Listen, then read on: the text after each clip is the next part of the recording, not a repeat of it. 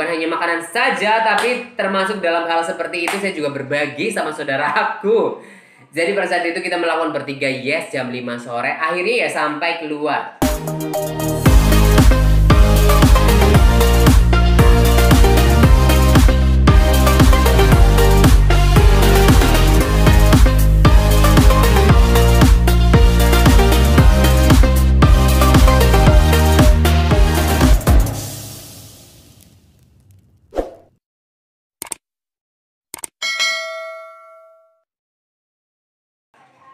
Akhirnya dari situlah si Brondong itu sudah mulai mikir kayaknya si Sandi Latin itu tidak serius sama saya. Masa kalau kalau serius terus kalau dia cinta sama aku pasti nggak mungkin aku dikasih sama orang gitu kan pikirannya. Akhirnya lama kelamaan hubungan aku sama si Brondong itu ya jadi teman biasa begitu, kayak tidak ada romantisan begitu karena dia sudah tahu arah tujuan aku tuh kemana gitu kan. Oke, mungkin di sini saya sedikit perlu meng-highlight si Daniel ini karena si Daniel ini merupakan teman saya yang sangat lama di antara teman-temanku dari si Jono, si Daplun, si Blakong. Itu si Daniel itu termasuk temanku yang paling lama. Paling lama. Kenapa saya kenalan sama Daniel itu? Pada saat itu Daniel menjadi waiter di sebuah gay bar. Pada saat Mas Rian itu masih jadi gogo dance di sana. Aku kenalan sama Daniel di situ. Kenapa kita akrab? Karena si Daniel itu berasal dari Ngapak juga, orang Purwokerto. Jadi akhirnya kita sangat gampang untuk menjadi sister gitu. Jadi dari zaman dulu 7 tahun lebih terus sampai masa-masa aku numpang di tempatnya si Daplun, malah kita dipersatukan jadi satu kamar gitu. Nggak nyangka banget gitu.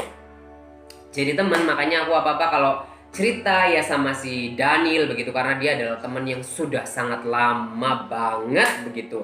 Akhirnya ya saya tidak keberatan untuk hanya berbagi Brondong sama si Daniel. It's okay, apalagi itu Brondongnya adalah makanan segar buat Daniel.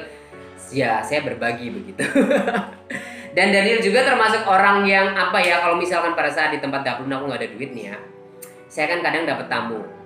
Pada saat itu pernah aku dapat tamu itu dia bilang katanya salah satu anggota DPR. Gue nggak ngerti anggota DPR yang seperti apa, tapi yang jelas ini kayak dia bekerja di pemerintahan, dia lagi ada tugas di Bali. Saya tidak tahu siapa yang menghubungi, siapa yang punya nomor saya gitu, karena nomor saya itu kan memang tersebar tuh di internet. Akhirnya saya ditelepon dari Jakarta. Dia itu adalah orang-orang yang suka mengakomodasi kebutuhan para pejabat kalau pas lagi keluar kota. Jadi kalau pejabat itu keluar kota, dia membutuhkan apa, nanti orang ini nih yang akan mengusahakan dan mencarikan.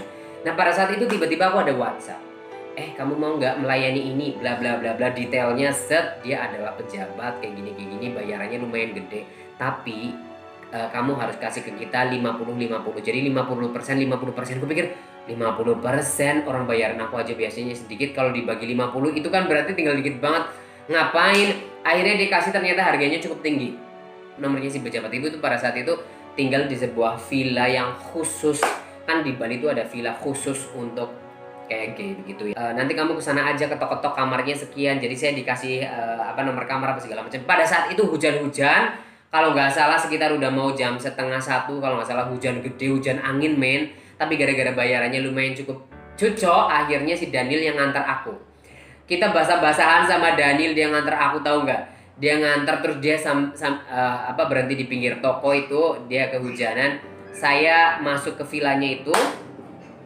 Ternyata setelah aku nyampe di sana, ternyata si pejabat itu tuh sudah menyewa satu lagi gitu, maksudnya sudah menyewa satu lagi tapi sudah mulai melakukannya, sudah mulai main gitu. Terus kemudian saya disuruh mandi, saya suruh bersih-bersih, saya bersih-bersih. Terus kemudian setelah saya mendekati ke kamar itu, omnya bilang gini, yaudah kamu pulang aja gitu sama yang mijet itu. Akhirnya yang mijet itu udah dikasih duit, saya tidak tahu dikasih berapa, tapi aku kenal sama yang tukang mijet itu, cuma kita pura-pura nggak kenal. Terus bapak itu bilang, nah yang seperti inilah yang saya mau, bukannya kayak tadi. Saya tuh tadi nyewanya tuh kayak beli kucing dalam karung, soalnya salah lah, pokoknya tidak sesuai dengan foto pada saat itu, katanya yang saat tadi itu. Akhirnya dipulangkan. Terus bapaknya itu ya sudah melakukan.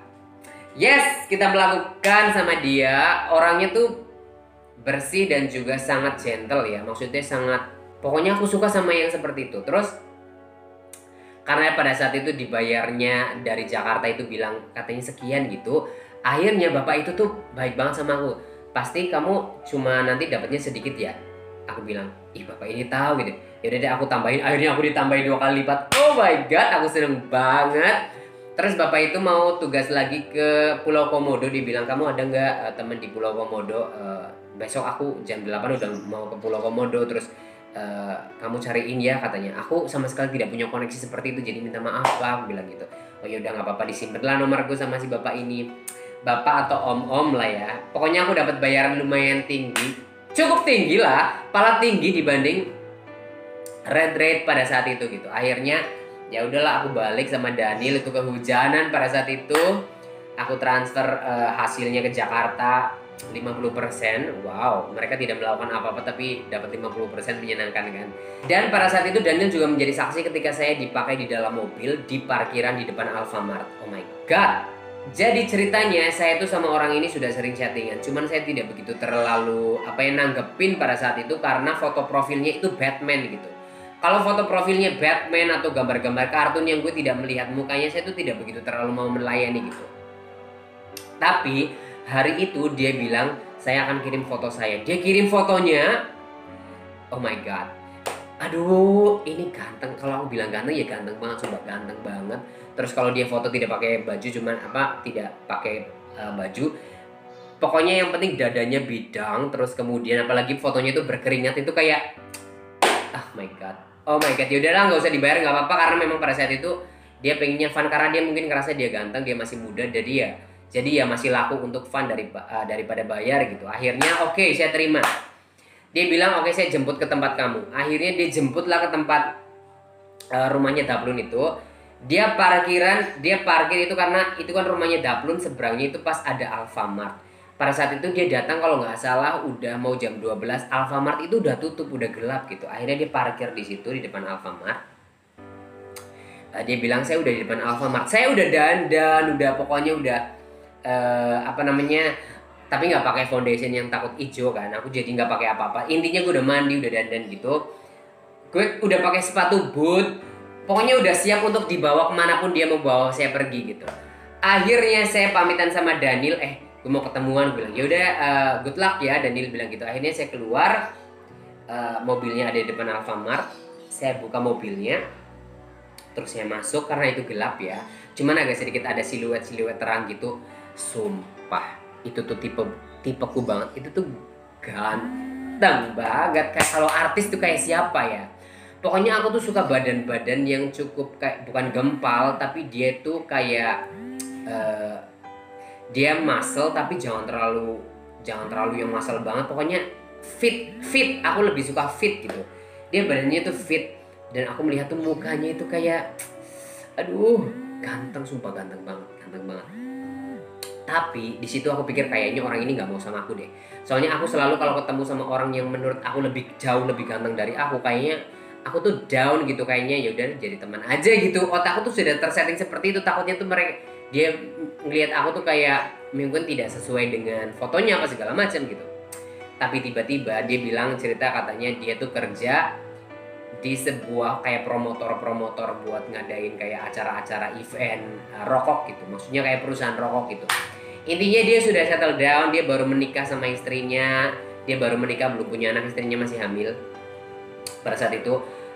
Makanya dan tinggal di villa, dan pada saat itu tidak dibawa ke sana karena memang di situ ada istrinya. Akhirnya mau dibawa kemana lagi karena dia bilang yaudah deh masuk ke kamarmu aja. Enggak, di kamarku tuh ada temanku lagi, aku bilang gitu. Akhirnya aku pikir kayak wah, berarti maksudnya dia mengajak aku tertarik gitu. Tiba-tiba kamu tahu nggak, karena dia melihat suasana itu di depan Alfamart itu kan benar-benar gelap ya, maksudnya tidak ada orang lalu lalang ya, ada cuman 1-2 gitu, karena itu jalanannya termasuk bukan jalanan yang sangat rame gitu. Jadi ya motor, mobil cuma lewat-lewat begitu aja. Akhirnya tahu nggak, karena saya pakai helm pada saat itu, aku ditarik begini, set. Akhirnya terjadilah. Terus aku tarik, dibuka, aku tuh seneng kayak prak gitu, terus akhirnya nonjol karena dia tuh kayak dadanya bidang gitu. Ya pokoknya terjadi di dalam mobil itu, terjadi di bawah mobil itu. Jadi dari jok depan, terus kemudian tersungkur sampai jok belakang, dari jok belakang terus tersungkur lagi ke jok depan, pokoknya bolak-balik. Mungkin mobilnya tuh kayak gara-gara gitu, tapi kita tidak peduli karena benar-benar pada saat itu ya sama-sama menginginkan gitu. Karena ya dia tipeku, mungkin aku ada tipenya dia, mungkin ya kita melakukan itu.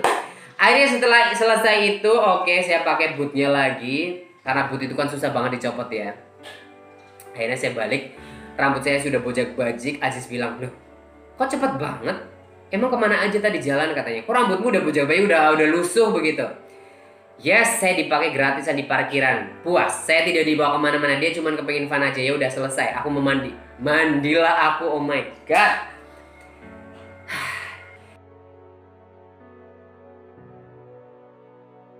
Pagi-pagi aku bangun, tiba-tiba si Jono sama si Daplun itu kayak lagi sedikit bertengkar gitu.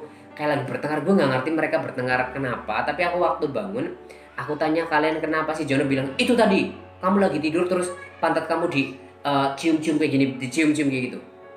Apa coba itu katanya?